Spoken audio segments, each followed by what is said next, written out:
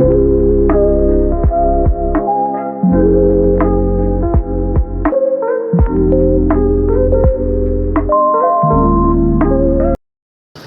আলাইকুম। আপনাদেরকে নিয়ে এলাম আমি কারণ বাজারে। দেখুন কারণ বাজার কি অবস্থা, একদম পুরা ফাঁকা, খুব চমৎকার হয়ে একদম ফাঁকা। রাস্তায় কোনো জনমানুষ নাই। আর আমার সামনে যেই জায়গাটা সেটা দেখে তো আমি আরও অবাক। এরকম ঈদের সময় যে থাকে, এই যে দেখুন একদম পুরো ফাঁকা। আর রিক্সায় চড়তে আমার তো ভীষণ ভালো লাগে। দেখুন সবাই একটু একটু করে বাজার নিয়ে বসছে, তীর্থের কাছের মতো বসে আছে। যদি কেউ আসে বাজার করে, একদম আপনাদের নিয়ে আসছে, একটা মানুষ নেই। যে সমিলগুলো যেখানে যেখানে যে কাঠের কাজ করা হয়, এখানে যে কাঠ, এই যে কাঠ ফাড়ে, এগুলো দিয়ে কি করে জানো, ফার্নিচার বানায়। আর এই যে কাঠের দোকানগুলি একদম বন্ধ, কারণ এগুলি আর ঈদের সময় চলে না। পুরা রাস্তাটা দেখুন কী অবস্থা, একদম পুরা বন্ধ আছে, একদম ফাঁকা নিরিবিলি, এত নিস্তেজ কারণ বাজার।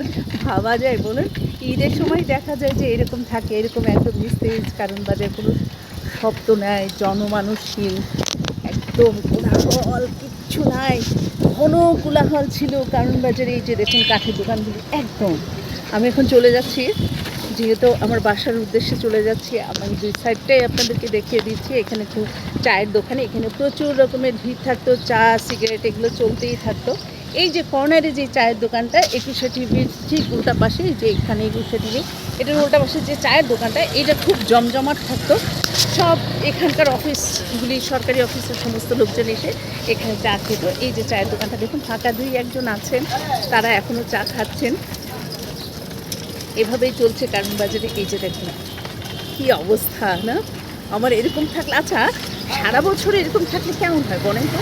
আমার কাছে মনে হয় তো সারা বছর যদি এরকম থাকতো তাহলে তো আনন্দই হতো, খুব চমৎকার হতো। সারা বছর যদি কারণ বাজারটা, ঢাকা শহরটা অ্যাটলিস্ট এরকম থাকতো। আমার দুই সাইডে এই যে ব্রিজ, প্রায়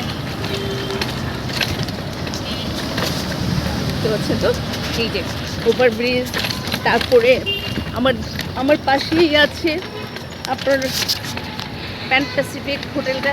আর এই যে এখান দিয়ে যাচ্ছি, এই যে মুরগি বাজারটা, মাছ বাজার, সরি মাছ বাজার। আমি যেন কী করি, কোথায় যেন হাতটা দিয়ে ফেলি। আচ্ছা এটা হলো মাছ বাজার। দেখুন মাছ বাজারে একদম জনমানুষহীন।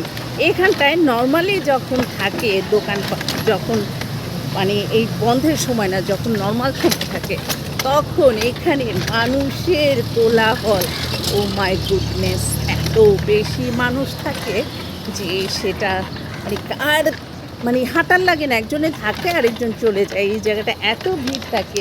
আর এই যে দেখুন মাছের সব সরঞ্জামপতি, মানে মাছের আসবাবপত্র যেটাকে বলে, এইটা হলো মাছের সেই মাছের বক্স, এই যে মাছের সিন্দুক, কি দারুণ না? এই যে মাছের এই সিন্দুকটা দেখতে আমার কিন্তু ভালোই লাগে। এটা ওই যে যাত্রা দলের যেরকম ট্রাঙ্কগুলি থাকে না, ওইরকম এটার মধ্যে তো মাছই রাখে, তাই না? এই যে দেখুন মাছের ট্রাঙ্ক যাচ্ছে ট্রেন।